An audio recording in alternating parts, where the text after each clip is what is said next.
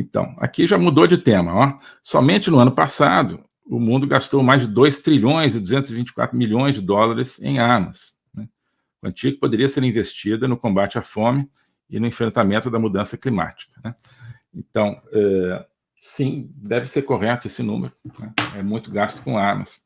Por que no ano passado, 2022, se gastou tanto com armas, Lula? Eu vou te dizer por quê. É por causa do seu amigo Putin, né? E agora é por causa dos seus amigos do Hamas, né? Isso vai crescer ainda mais. A invasão da Ucrânia pelo Putin, a invasão clássica, né, numa guerra de anexação, numa guerra de agressão completamente injustificada, essa guerra, claro, acendeu o alarme em muitos países, né, os países da Europa Ocidental, por exemplo, a Polônia, está se armando, é o país que está criando o exército, as forças armadas mais poderosas da Europa. Por quê? Porque estão ali na porta da Rússia.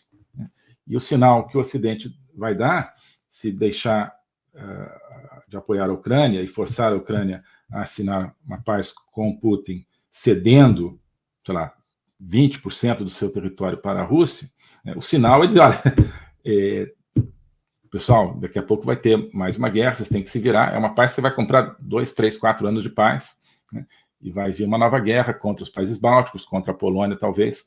Então, se você está nos países bálticos, você vê, a Polônia, né? Você é a Polônia. Você está lá, você olha pela janela, você está vendo a Rússia, né? Ali adiante, a Rússia invadiu a Ucrânia, assim, porque resolveu, né? Tomou um bom pedaço da Ucrânia, já tinha tomado a Crimeia, né? Não tinha acontecido nada, agora tomou um bom pedaço da Ucrânia, a Ucrânia lutou, mas foi forçada a assinar uma paz e entregar uma parte do seu território. Que você vai ficar tranquilo, você volta para casa tranquilo? Não, amanhã a Rússia vem para cima de mim. Então, o que eu tenho para fazer é crescer o meu arsenal, minhas forças, né, me capacitar para resistir, né, tanto quanto ou mais a Ucrânia resistiu, talvez resistir mais, porque a Ucrânia resistiu o que pôde, acabou tendo que entregar 20%. Então, eu vou ter que resistir mais do que a Ucrânia resistiu. E a Ucrânia dependeu também dos armamentos fornecidos pelos americanos, pelos outros europeus. Enfim, não posso depender tanto disso. Isso é que está ocasionando essa corrida armamentista. Sim, há uma corrida armamentista, né, por causa, sobretudo, do Putin, né? Na África, os amigos do Putin, os mercenários do Putin estão lá ajudando ditadores a tomarem o poder em vários países da África. Então, os países vizinhos, que ainda, né, têm pouco de democracia e não querem ser vítimas também dos mercenários do Putin, tem que se armar. Então, na América Latina, você tem o teu amigo, Lula, Maduro, né, querendo tomar 2/3 do território da Guiana. Vai provavelmente tomar nesses próximos dias aí. O Brasil não vai fazer nada, aliás, né, pelo jeito, né? Vejam aí quem é do curso viu isso na live exclusiva do curso Agenda 2030 na última terça-feira. Convido aí lá quem quiser mais informações e previsões sobre a Guiana. Bem, então, amigos do Putin agredindo seus vizinhos no mundo todo. Esses vizinhos vão comprar mais armas, né? O Brasil não, né? Porque o Brasil quer ser realmente fraco militarmente. A gente está vendo esse cenário, né? Porque o Brasil fraco militarmente significa um Brasil que tem que se sujeitar às Venezuelas da vida, aos Maduros da vida. Mas, enfim. O certo é que, sim, essa corrida armamentista é por causa dos ditadores que estão todos lá presentes no BRICS, Irã também, né, com a sua agressividade. Então, é por isso. E a quantia que poderia ser investida no combate à fome e no enfrentamento da mudança climática. Quer dizer, essa quantia poderia estar no meu bolso, né? Isso que ele está querendo falar. Essa quantia poderia estar no bolso de ONGs amigas, que, por sua vez, deixariam parte no meu bolso também. Isso é o que ele está fazendo. Imagina, 2 trilhões, né? O olho acendeu.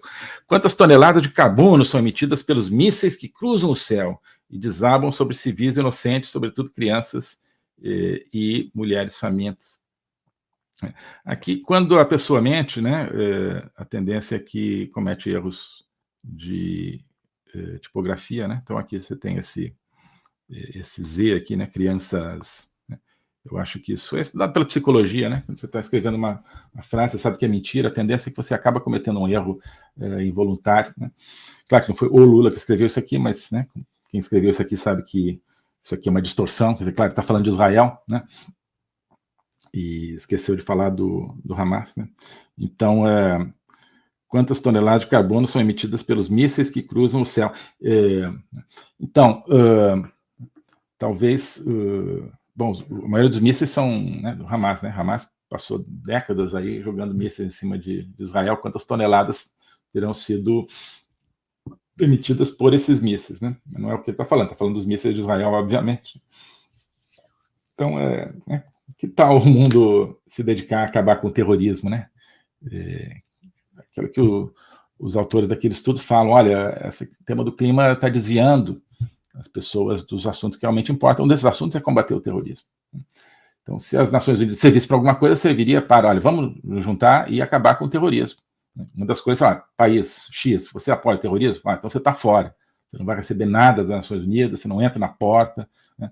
Talvez fosse uma maneira de atuar. Mas claro que não quer, porque a ONU é dominada justamente por países terroristas ou que apoiam o terrorismo. Então, não é nada. Mas então o certo é que, né, você tem preocupação com o planeta, né, deveria ter preocupação também com a vida humana, como parece o caso. Vamos acabar com o terrorismo. Seria talvez a primeira coisa a ser feita, e não usar tipos de artifício de retórica como esse aqui para justificar o terrorismo. Você vê que, né, passaram 2 meses quase 3, né? Não, foi outubro. Vai fazer 2 meses do ataque do Hamas, pessoas já não estão, né, falando muito do ataque, como se, né, Israel tivesse resolvido ir lá e vou atacar Gaza, né? Como se não fosse o ataque terrorista mais bárbaro já cometido, eu acho, né, na história da humanidade, né? Então, crianças aqui com esse erro e mulheres famintas, né? Então, né, crianças, mulheres famintas que são muitas vezes usados, né, como escudo humano pelo Hamas, né, que quando deixam eles falarem, falam, não aguento mais o Hamas aqui nos obrigando a ficar na linha de frente contra Israel. Você tem vídeos, né, mostrando as pessoas quando deixam falar, falando isso, né? Crianças e mulheres famintas tentando fugir do norte de Gaza para o sul e sendo impedidas pelo Hamas, né?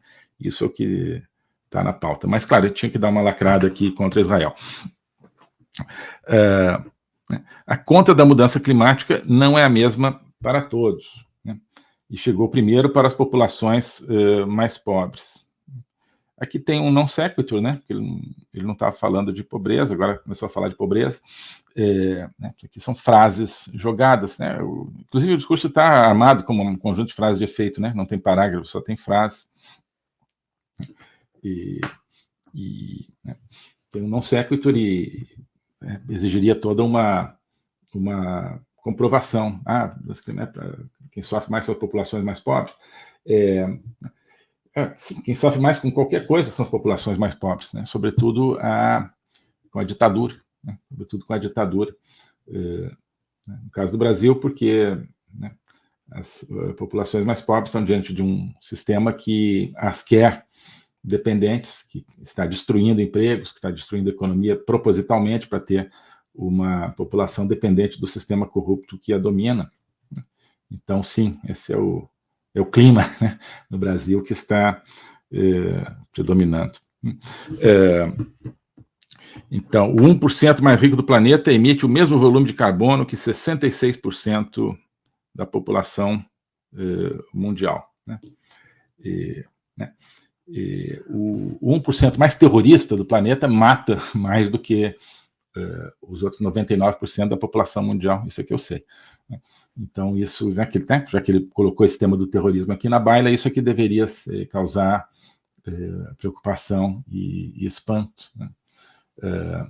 O fato de que, né, não sei como é que essas contas são feitas, mas, né, esse 1%, né, uma parte desse 1% são pessoas justamente que querem mais controle social, né? Esses Bill Gates da vida, que andam por aí, que todo mundo sabe, com seus jatinhos e tal, né? Mas nem é isso, quer dizer, 1%, são talvez empresários que têm uma empresa que gera emprego, né? Mas ele quer que tudo seja concentrado, né? No fundo a tendência é essa nos estados e nos seus amigos, né? Então ele quer 99% realmente da economia concentrada na mão dos seus amigos, que é quase o que está acontecendo no Brasil, e 1% fica ali para, né, a população que, né, depende dos auxílios do governo, né? Trabalhadores do campo, etc. Vamos pular isso aqui, né? Ixi, ainda tem muito, né? Então já vamos terminando aqui, né? Vamos pular umas coisas aqui, né? O mundo naturalizou disparidades inaceitáveis de renda, gênero e raça. Naturalizou, né? Eu acho que hoje existe menos, na prática, né? Assim, em termos de igualdade de direitos entre homens e mulheres, que é o tema que cada vez se fala menos, né? Não. Igualdade de direitos entre homens e mulheres, cada vez, pelo menos os países democráticos, tinha, né? Estavam avançando no bom sentido, né? Agora menos, né? Agora, realmente, onde você tem disparidades inaceitáveis, né, de gênero, por exemplo, né, países como o Irã, né, que estão aí sendo celebrados pelo Lula no BRICS, grande aliado. O globalismo existe, é uma coisa concreta. Ele é composto pelo Great Reset, do Fórum Econômico Mundial, pelo projeto hegemônico da China, pelo programa de manipulação e conquista da América do Sul pelo Foro de São Paulo e outros elementos. E esses elementos, eles atuam uns em benefício dos outros, sempre, principalmente através do controle da linguagem, porque o controle da linguagem é o controle do nosso pensamento. Então nós estamos tendo o nosso pensamento reprogramado, e essa reprogramação vai contra a nossa liberdade, vai contra a essência do ser humano. Isso é o globalismo. Com base nesse estudo, nessa experiência, é que eu criei o curso de Logopolítica. Toda semana eu dou aulas sobre geopolítica, literatura, filosofia, cultura de um modo geral, tudo isso em conjunto formando um espaço de conhecimento que eu denomino a logopolítica, para nós não apenas entendermos a ameaça do globalismo, mas podermos nos contrapor a ela. Se você quiser entrar nesse projeto de conhecer o globalismo e enfrentar o globalismo, clique aqui